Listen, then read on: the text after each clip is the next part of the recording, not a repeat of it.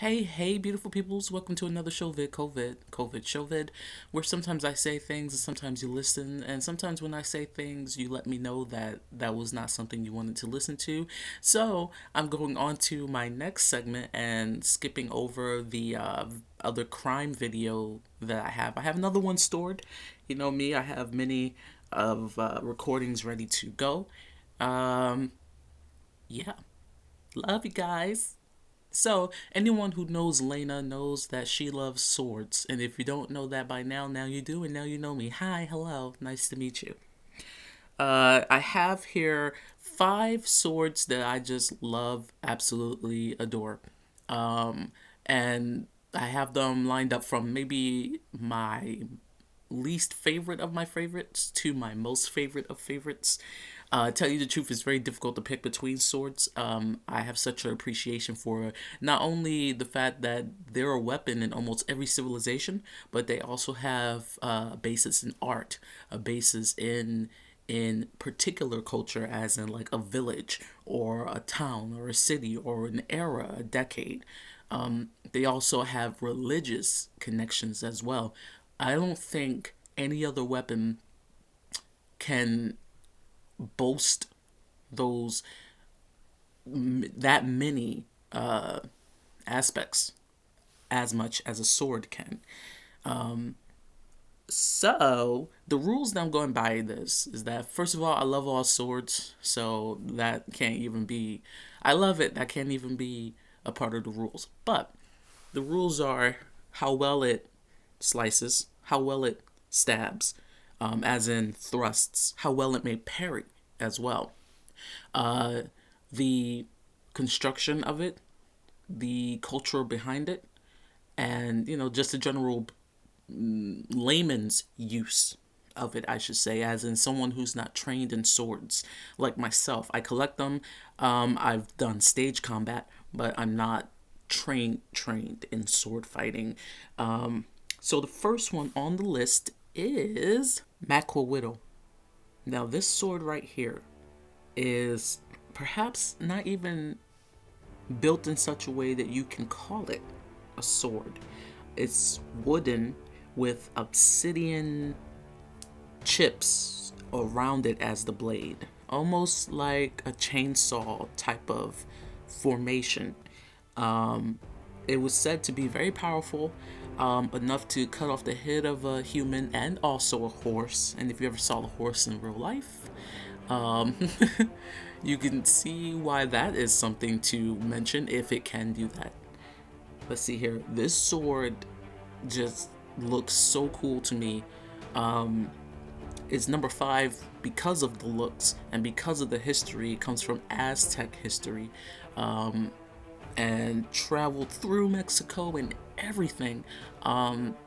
But here's the thing: is one of the rules is can it thrust? Can it stab? It doesn't look like to me it can stab. It looks more like it can club, it can block, and it can slice, slash, cut. So that's number five. For that reason, but by no means does it look like it's easy to, recover from getting hurt by one of those. Mad respect to the Aztecs. Also, side note, I thought obsidian was glass made from lava as it started to cool down. Now, I still want to question if it is able to slice that well and not break itself, because that means obsidian must be a bit brittle of material.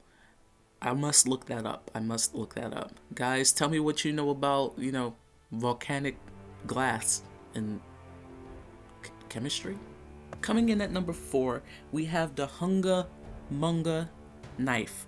Now, of course, it says knife in the title, but when you see this thing, there, it needs to be on this list. This is such a monster of a weapon.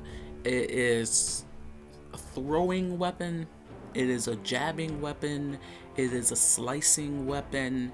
The only thing that I think it doesn't have is the ability to block very well, because it doesn't have one straight spine. as swords usually do. So if you're fighting with this thing, you're pretty much on the offense, I think, and not on the defense. However, the fact that it can be thrown like an axe, a hatchet, if you will, is very reason why it's number 4, because you can't do that with every sword. You can't just it. So it's ranged even better. So if you practice with the throwing, you can end the fight before you even step into your opponent's range. Love this. It's called Hungamunga. It's from Africa. It sounds like exactly what it looks like. Like as soon as you see this weapon, you're like Hungamunga. I'm a nerd, but you don't disagree. I bet you don't disagree. It is a series of blades on the same weapon. You have a shorter spike going forward for jabbing. You have a curved area for more hacking, slicing. You have another bit of a blade sticking out towards the left or the right. For, I would say that would be a great position for any blocking that could happen, because you can cross up your enemy's blade with yours and perhaps kind of hook it out of their hands to disarm them. So that is close to blocking as possible, but that's still a forward movement, if I can explain that right.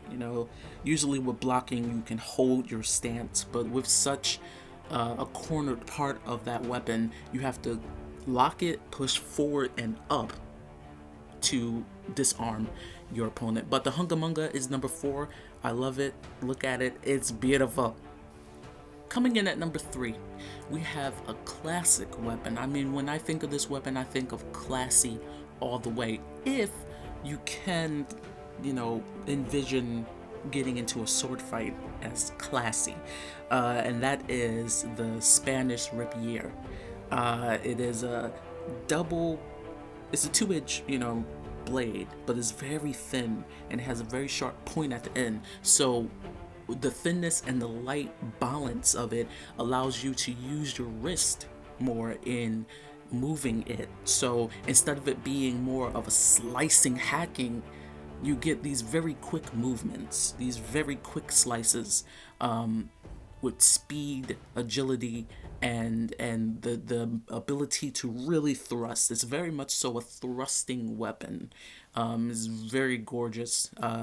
It has a lot of history behind it. Popular in Europe, of course. It's become more popular, perhaps, I think, in America more recently in decades, because of the fact that we have different sports that teaches people who practice them the merits of fighting in such a way, using your wrists, and how you can keep your opponent at bay if you can do that right out of reach of the tip of your blade, which is a very good defense to have. You get in there real quick, and then you step out. You're using your footwork. It's a very clean type of cut. Very clean. Love it. Beautiful. Yes.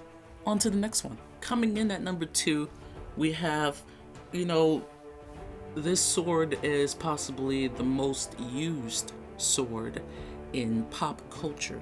Whether you're playing a video game or you are watching an action movie or something like that, this sword right here is probably the number 1 sword that people can recognize by look, by name, and perhaps even know more about the history of said sword than others. And that right there is the katana.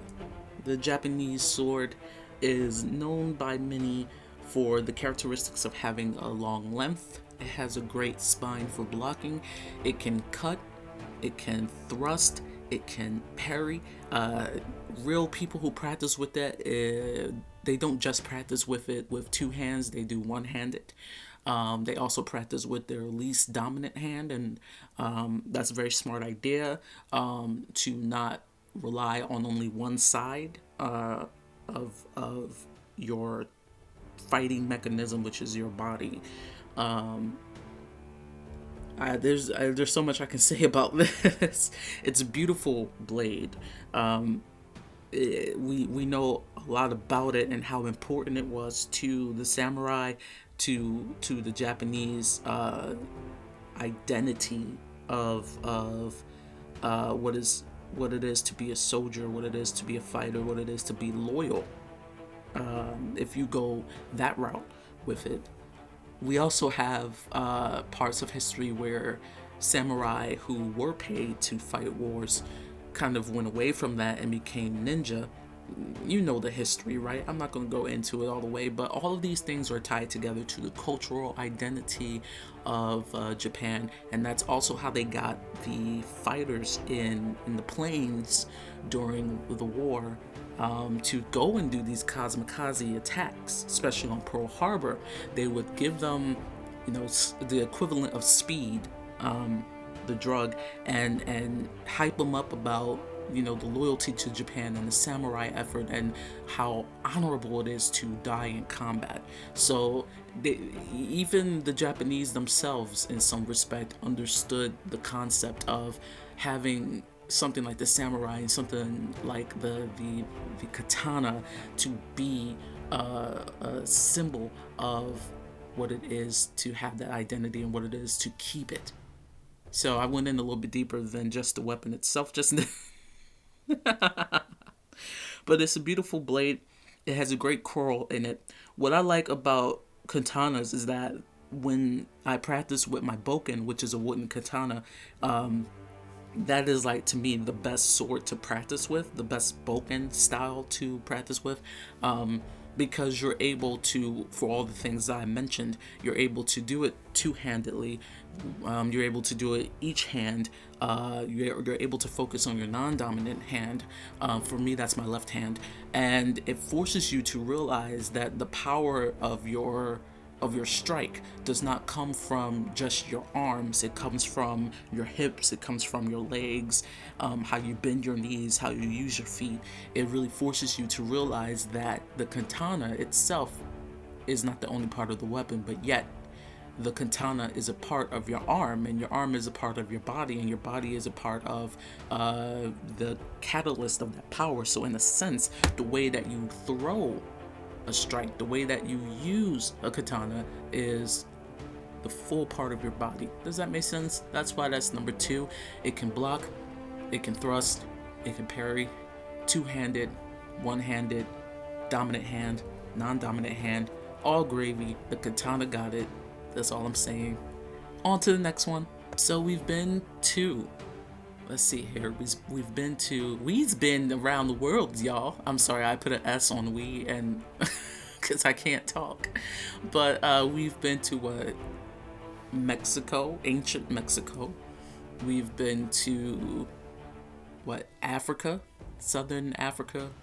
We've been to Spain, and we've been to Japan with all of these swords, with all of these weaponry. Now we're going to go to a place that is, normal. It's our imagination. And coming in at number 1, we have the paper sword. Yes, the paper sword is my number 1 because it's able to, if you fold it right, it's able to block. It's able to paper cuts are a thing. If you ever had a paper cut, especially right in between the webbing of the fingers, that hurt, And at the end of the day, if you need to make a fire, boom, your sword is flammable.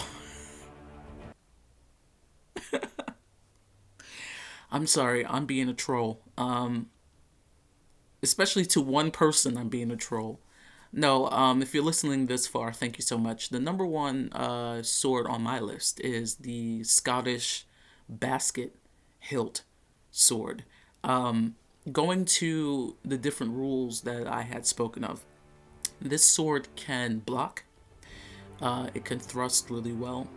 It's basically one-handed. If you lengthen the handle of it, it can be 2. But it doesn't really have to be. is good at slicing and cutting, is quick, well balanced, and is a beautiful sword, and is very important to the culture of the Scottish people. Uh, it's my favorite because not only can it do all that as the other swords can, but it can also punch. That's right, you heard me. The Scottish basket hilt can punch. The way that the actual basket part, which guards the hand uh, that is holding it, it covers it in such a way that with the metal basket guard, if you needed to, you could do a jab with your fist, or even an uppercut if you're good enough at maneuvering the blade away from you so you in turn don't get stabbed. So if you're somehow close enough and maybe your opponent is trying to lock you in with their guard and your guard, and you're crossing at that point of of contact, if you could push them away, break apart, and do a quick jab, a quick uppercut or something, that metal guard around your hand, around your sword holding hand, would be an excellent addition to making a really rough, quick punch. So I think that's the only sword that I can think of off the top of my head that you can do that with such efficiency. I mean, there are other swords with guards around the hands where you hold them, like, sometimes a cutlass has it, which is a pirate sword. But this one does it very well because of the way that the basket part covers the entire fist in a rounded fashion. It's like meant to do it already. Yes. So that is my number one. Thank you so much for listening. Thank you so much for traveling with me from from Mexico through Africa and Spain and Japan, and now we're in Scotland. Love you guys. Thanks for listening. Bye.